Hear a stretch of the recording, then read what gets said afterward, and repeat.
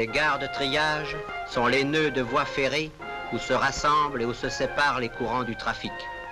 De leur équipement dépendent largement la durée et les prix de transport. Aussi s'efforce-t-on constamment d'améliorer la technique des triages. Dès qu'un train de marchandises arrive sur le faisceau de réception, la machine qui l'a remorqué est dételée et renvoyée vers le dépôt. Un agent identifie ensuite chaque wagon suivant la destination qui doit lui être donnée et inscrit à la craie le numéro de la voie de triage sur laquelle ce wagon doit être dirigé. Voici le schéma d'un triage. Les wagons, lancés au moyen de la butte de gravité, vont se ranger sur les voies correspondant à leur destination. Lorsque leur nombre est suffisant, un train est formé. Chaque wagon sera ensuite acheminé vers son lieu de destination, situé sur la ligne desservie. Voyons maintenant comment les choses se passent dans la pratique. Une locomotive de manœuvre pousse doucement devant elle les wagons du train à débrancher. Ces derniers descendent de la butte et se séparent grâce à la gravité, à moins que leurs attelages aient été maintenus intentionnellement. C'est le cas de ces trois wagons qui, ayant la même destination, n'ont pas été débranchés. Les wagons se dirigent vers leurs voies respectives et, lorsque, après avoir perdu de leur vitesse, ils arrivent près des wagons qui les ont précédés, ils sont arrêtés au moyen d'un sabot cale qu'un agent dispose sur le rail.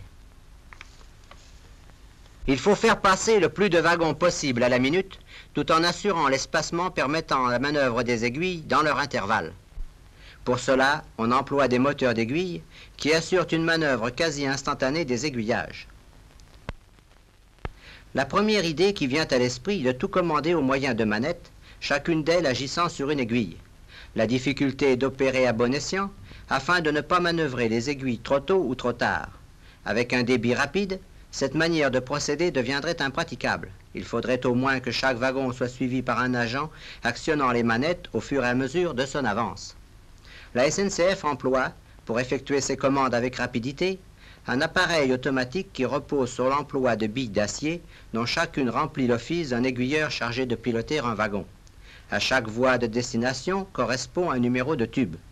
Les billes cheminent dans ces tubes sous l'action de relais électriques commandés eux-mêmes par la progression des wagons.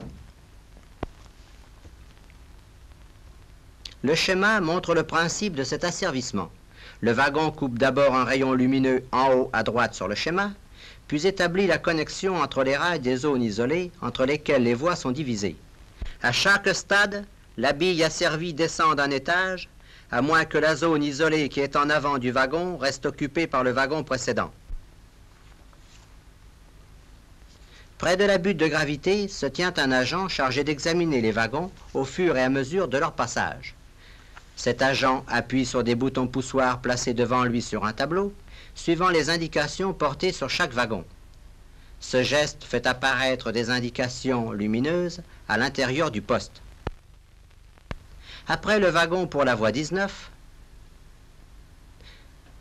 c'est le wagon destiné à la voie 24.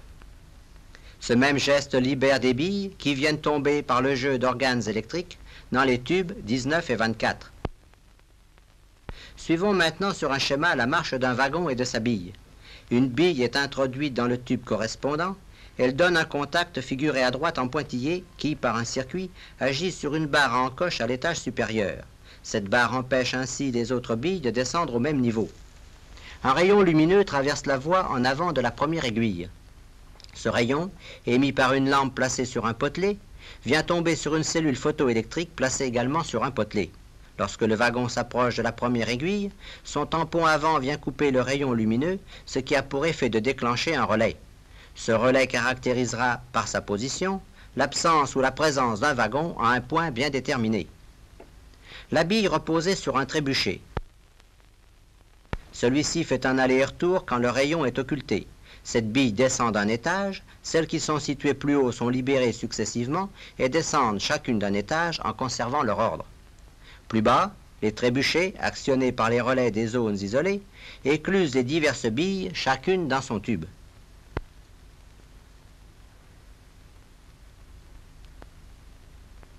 En même temps qu'un trébuchet oscille, le courant est lancé dans le moteur d'aiguille vers laquelle arrive le wagon si cette aiguille n'est pas déjà en bonne position.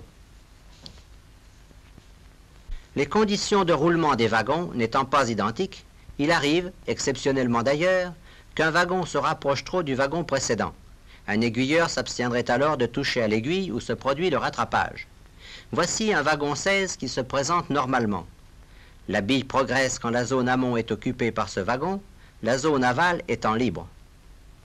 Mais un wagon 17 le rattrape. Il pénétrera sur la zone aval avant que le wagon 16 l'ait quitté.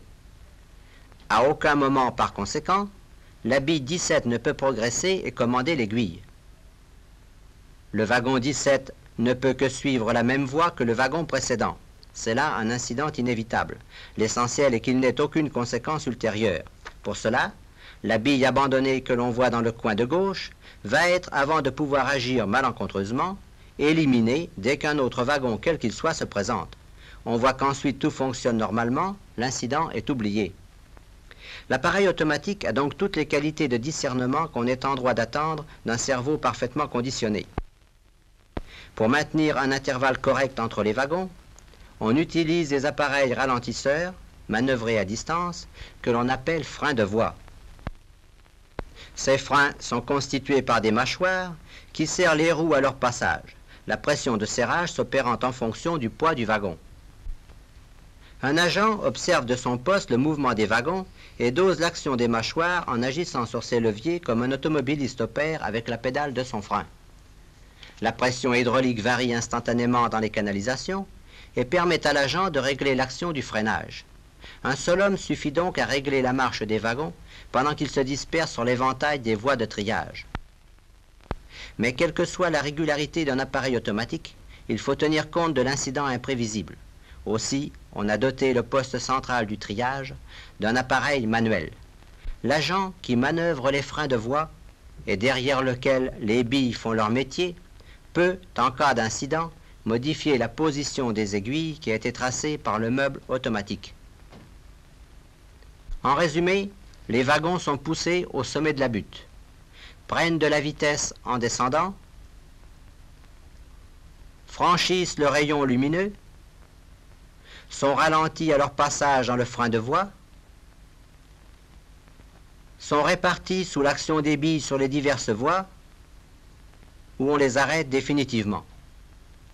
Grâce à l'instantanéité des organes et à leur automaticité, on trie couramment 2000 wagons par jour sans rencontrer de difficultés et dans des conditions de travail bien plus satisfaisantes qu'avec les installations anciennes. C'est en France que les premières gares de triage vraiment modernes furent réalisées grâce à un grand ingénieur français, et cela dès avant la Première Guerre mondiale.